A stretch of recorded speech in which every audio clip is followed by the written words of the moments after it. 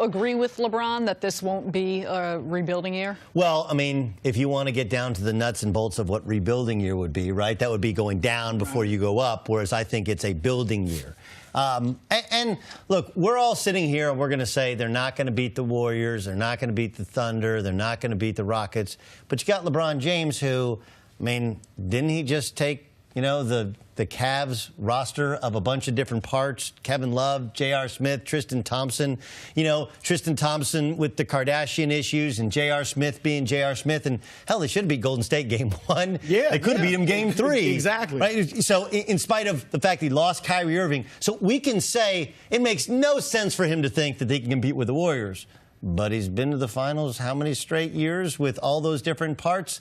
I think it's a building year, not a rebuilding year. And I know that's semantics, but I think that actually matters to somebody like LeBron. And I think that you can tell him he can't, but there's nothing in his career since he originally left Cleveland that would allow you to believe he can't recreate Miami. He can't recreate Cleveland in a completely new sense. And I find it a challenge, and a challenge is what a guy like this needs to go to work every day with great energy and enthusiasm. So I think it's more of a building year in which they will be more competitive than people think, but maybe it's me getting lost in the semantics of building as opposed to rebuilding. No, I think you're right. I mean, there's no way this is a rebuilding year. Maybe last year was a rebuilding year for the Lakers, where a rebuilding year is if you don't make the playoffs, you're okay with it. If they don't make the playoffs, now it won't be a disaster if they don't make it because you get rid of the vets on one-year deals and maybe you bring in a Kawhi Leonard, Kevin Durant, whoever. So it wouldn't be a disaster, but it would be an abject failure. It would be, but isn't that a disaster? No, well, disaster. Now I'm challenging your semantics. Right. I say it wouldn't be a disaster because you could change it like that. You just get rid of if Lance they don't make the Stevenson playoffs, and all those guys. if they don't make the playoffs, Luke's getting fired, right? Luke's getting fired. Yeah. All those guys are gone. That's not a disaster.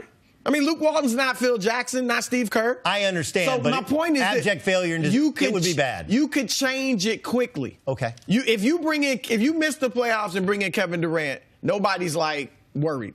Okay, or Kawhi Leonard or whoever. No, so but the season would be a disaster. It would be, like I say, it would be a big failure. Okay. It would be a big failure if they miss the playoffs.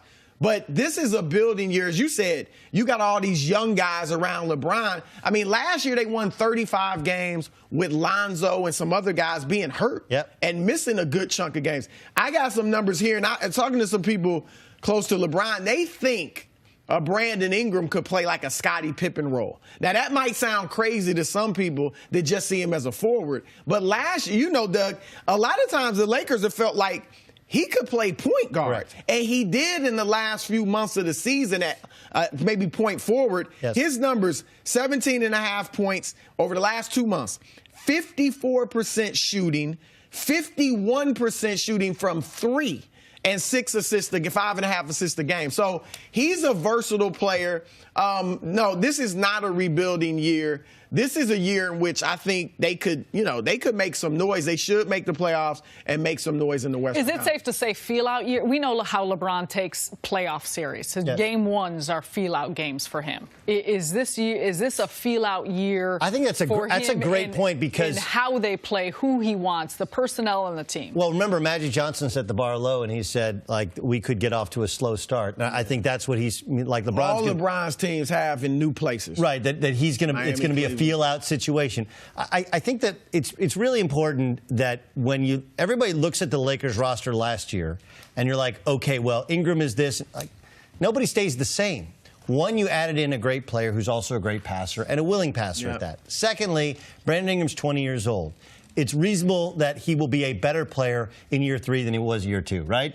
Josh Hart, it's in his second year. He was the MVP of Summer League. He's going to be better. Kentavious Caldwell-Pope, who's a veteran in this league, but he had a year in which he started off being suspended because of the DUI. Then he couldn't travel to road games because he was essentially on house arrest, you know, when he was with the Lakers. It's reasonable to expect his second year in L.A. will work out better than his first year. Lonzo's going to be better in year 2 than it was in year 1. My point is that no one stays the same. You get better, or maybe you start to age and you get worse. And I think it's reasonable to expect that these young players get better, 1, because of maturity, 2, because they have an outstanding player development program, and 3, because they're playing with LeBron James. And so I do think they're a little bit better than people will give them credit. The interesting thing for me is going to be to watch LeBron in the West, night in, night out. Now, a lot of people, one of his I feel bad for Nick Wright. Like, poor Nick is going to be staying up all night, watching the games, come in completely just punch drunk from watching. But I'm sorry, go ahead. One of his great claims to fame is 8 straight appearances in the finals. And look, fact is, if he was in the West, it wouldn't have been 8 straight. Correct. It would have been like 2. I mean, that's how many he won during that 8-year stretch of going to the finals. So, that's what I want to see. In the East, he could take anybody and get them to the finals. What's that look like in the West? I've said throughout the prime of his career, he could go to any team in the league and make it a contender.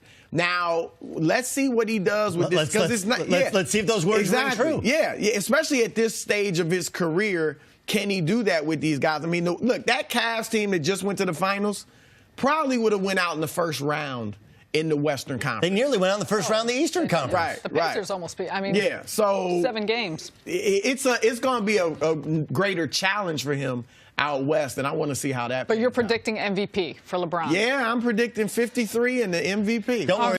Thanks for watching. Subscribe here to get the latest from the show. Also, be sure to check out more of the best clips from First Things First, or go watch a few segments from our other shows on FS1.